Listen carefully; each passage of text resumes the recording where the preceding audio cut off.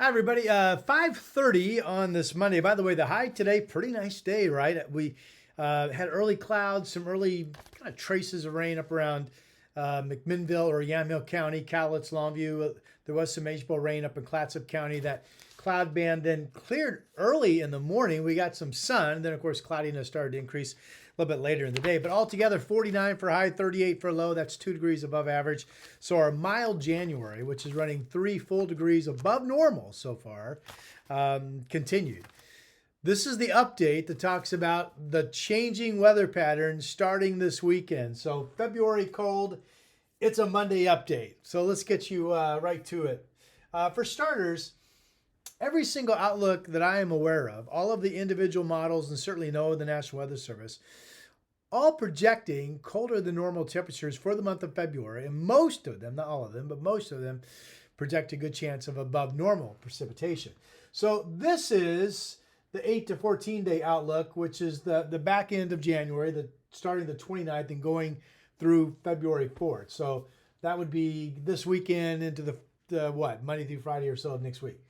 Notice, wow, see the dark blue? Really cold air sinking out of Canada, plunging down into Nebraska, and certainly all of the West Coast expected to be noticeably colder than normal. And here we are, I mean, not terribly wet, but certainly in the normal to above normal precipitation category with kind of a bullseye down there over the Tahoe Basin and Reno. So again, that's the outlook starting this weekend into the first week of February from the National Weather Service and NOAA. And in fact, as I mentioned, their entire February outlook is colder than normal. Again, that's the good folks from NOAA and the National Weather Service. So here are the updates. Again, these are what I call air mass maps. Basically, what you're looking at, color coded here, are the temperatures at 850 millibars in the atmosphere, 5,000 feet. It's the main guideline forecasters use to track batches of air. Do we have a warm air mass coming? Do we have a cold air mass coming? So I'm sure you're figuring this out on your own, but here's warm air, the yellow, reds, the brick color. Here's the cooler air getting into blue, and there's the real cold air in purple. So this is Saturday. Saturday is the day that the leading edge of this new batch of cold air up in Canada starts to move in. So here we are, the coldest air Saturday, still just to our north in purple, but here we are starting to get cold. Likely rain showers in the forecast. The American model gives us, the GFS gives us about 1/4 inch of rain. So not terribly wet, but some rain as we start to transition slowly into this colder air mass. Now let me go ahead and push this into Sunday. Notice now we're right in the middle of it. Again, Saturday was the leading edge of the cold air coming in. Now Sunday, look at the purple. It's right on top of us. Look at the colder air extending all the way out off of the coast of California. That's impressive, right? All of this is the colder air mass, the purple extending up to the Hudson Bay of Canada, knifing down into the panhandle of Texas, and again, extending into our area. So you wake up Sunday morning, we're right smack dab in the middle of this air mass. Not a lot of, I'm looking at my notes, not a lot of total precipitation on Sunday. We get an east wind. And in fact, there may not be much mage-bowl precipitation, but whatever there is on Sunday, there's a good chance it will be in the air in the form of snowflakes. Now again, maybe just snow flurries. Could there be a little surge of moisture Saturday overnight into early Sunday morning that drops a dusting of snow at the lowest elevations and produces some slick, icy roadways Sunday morning? Yeah, it's at least possible that we would wake up Sunday morning to some areas saying, hey, we got a dusting of snow. I don't know if it's likely, but it's at least possible. The air is going to be cold, okay? Now let's go ahead and fast forward. Monday. I'm looking at all my notes. Monday's another day where there's not a lot of total precipitation, but whatever there would be some snow showers. It's too early to say if there's going to be an impulse that could kind of kick up heavier snow showers at times or not. Okay, that's Monday. This is Tuesday, and why I'm jumping to Tuesday is there's actually a reinforcing shot, or technically a second cold front, that comes down from the north. So the air gets colder as we go into Tuesday. Again, here's that cold air. The western provinces of Canada, coming down into Colorado, still pretty chilly all the way down into parts of California, and there we are right in the heart of it. So that's Tuesday. That's the day we will get some more precipitation. Right now, my 7-day, which I'm going to show you in a moment, I'm forecasting highs on Tuesday only around freezing. Only around freezing. So certainly the chance, and again, the moisture amounts are really a totally unknown. But could there be something that picks up where we get a little coverage on the ground? Yeah, certainly possible, not determined yet. Okay, that's Tuesday. And then let's fast forward. Let's go into Thursday.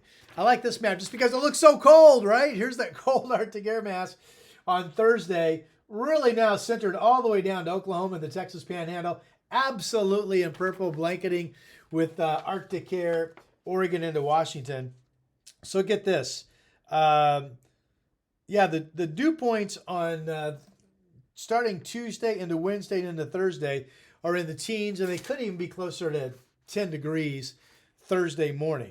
So if we have, with some east winds, some clearing, much of the valley would be looking at temperatures in the teens Thursday morning.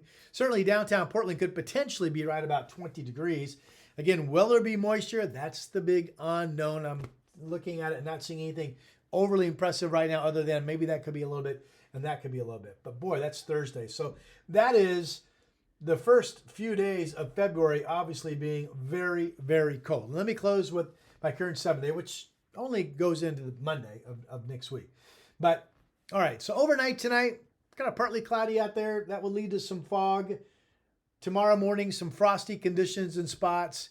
Tomorrow, it's light winds. I mean, you know, the last couple of days, a lot of the area is actually cleared out in the afternoon, but you can't promise it. So we'll see how much sun we get or don't get. Areas that are slow to clear will only be about 45. If you get decent sun, you'll be warmer. Again, today it was what? 49 out there. All right, Wednesday, better chance that everybody gets some decent clearing. So I bumped the temperature up to 50 degrees. Probably some freezing spots, but Portland staying above freezing also Thursday morning. Still looks like we get enough wind on Thursday. Not a lot, but enough to limit or prohibit perhaps fog and give us a beautiful sunny day. I still think this is a day that could be low 50s in Portland and maybe 56, 57 in some other parts of the valley. So that's pretty mild. Now this is new. This is new. Friday, models are now picking up on a really thin band of moisture that comes in ahead of the Saturday front.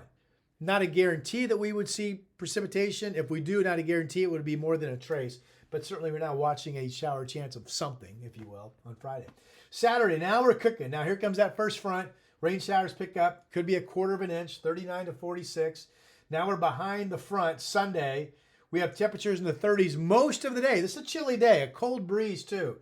Whatever's in the air, I've got a snow mix right now, but really it ought to be mostly just snow flurries or maybe some snow showers in the air with daytime temperatures, though, mainly above freezing. So that would not produce any problems. Although, remember, there could be, again, if there's a little wave of moisture, there could be some dustings in spots at lowest elevation Sunday morning.